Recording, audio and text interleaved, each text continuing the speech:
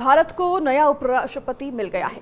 CP Radhakrishnan उपराष्ट्रपति का चुनाव जीत चुके हैं। उन्होंने इंडिया गठबंधन के उम्मीदवार सुदर्शन रेड्डी को हरा दिया। इस चुनाव में करीब 15 सांसदों ने क्रॉस वोटिंग की है।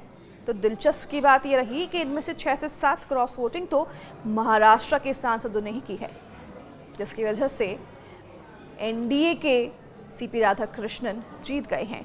अब इसके पीछे महाराष्ट्र के सीएम देवेंद्र फडणवीस और डिप्टी सीएम एकनाथ शिंदे का दिमाग भी बताया जा रहा है। उपराष्ट्रपति चुनाव में देवेंद्र फडणवीस और एकनाथ शिंदे की रणनीति काम आई। जी हां, आपने बिल्कुल सही सुना। एनडीए के उम्मीदवार सीपी राधाकृष्णन की जीत महाराष्ट्र के सांसदों की क्रॉस वोटिंग से हुई है।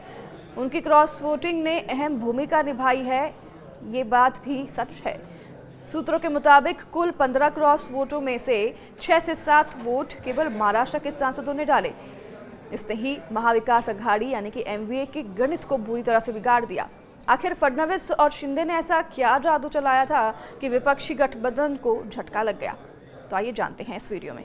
दरअसल उपराष्ट्रपति चुनाव से पहले देवेंद्र फडणवीस ने शिवसेना, यूबीटी प्रमुख उद्धव ठाकरे और एनसीपी, एसपी जो कि शरद पवार की पार्टी है, उनसे फोन पर संपर्क किया था। उन्होंने एनडीए उम्मीदवार सीपी राधाकृष्णन के लिए समर्थन भी मांगा था। राधाकृष्णन महाराष्ट्र के राज्यपाल और मुंबई के रजिस्टर्ड वोटर भी हैं। तो ऐसे में देवेंद्र फडणवीस ने जोर देकर कहा था कि महाराष्ट्र की परंपरा रही है कि जब कोई बड़ा नेता राज्य से ऊंचे पद के लिए चुनाव लड़ता है तो उसे समर्थन दिया जाता है। हालांकि शरद पवार ने साफ मना कर दिया और विपक्षी उम्मीदवार बी सुदर्शन रेड्डी को समर्थन देने की बात कही थी। तो वहीं उद्धव ठाकरे ने जवाब को टाल दिया, मगर सीक्रेट मीटिंग यानी कि गुप्त मतदान होने के कारण वोटिंग का असली खेल सामने नहीं आया। एकनाथ शिंदे ने भी अपने लेवल से एमवीए के सांसदों से संपर्क साधा था। इसका नतीजा हुआ कि एनडीए के पक्ष में कई सांसदों ने वोटिंग की है।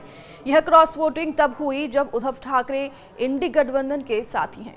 सूत्रों का यह भी कहना है कि ज्यादातर उद्धव ठाकरे के सांसदों ने ही क्रॉस वोटिंग की है। तो वहीं महायुति ने शुक्रवार को बैठक की थी और एमवीए के सांसदों को अपने पक्ष में लाने की रणनीति भी बनाई थी।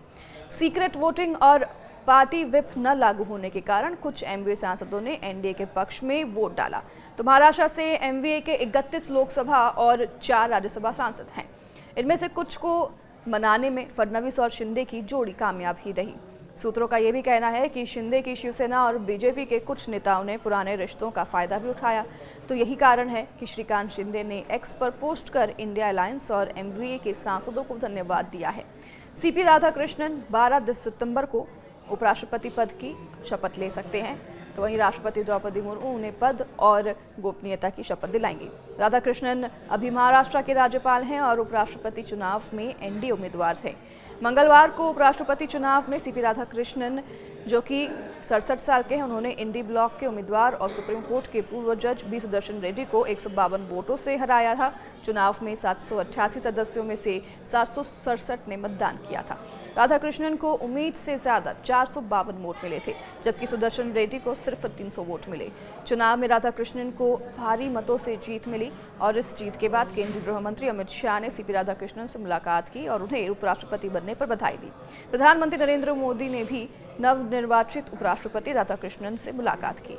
यह मुलाकात केंद्रीय मंत्री प्रहलाद जोशी के निवास स्थान पर हुई।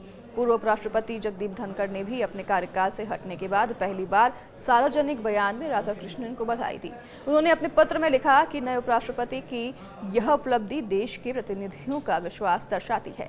तो धनखड़ ने यह भी कहा कि राधाकृष्णन के सार्वजनिक जीवन का अनुभव उपराष्ट्रपति पद को और गरिमा प्रदान करेगा। धनखड़ ने 21 जुलाई को बता दें कि स्वास्थ्य कारण बताते हुए अचानक उपराष्ट्रपति पद से इस्तीफा दे दिया था। 50 दिन बाद चुनाव हुआ और एनडीए ने जीत हासिल की। वोटिंग आंकड़े यह स्पष्ट करते हैं कि विपक्ष में भी कुछ सांसदों ने क्रॉस वोटिंग की, जिससे कि राधाकृष्णन को बड़ी जीत हासिल हुई है। हालांकि आपकी क्या राय है, हमारे साथ कमेंट में जरूर शेयर कीजिएगा।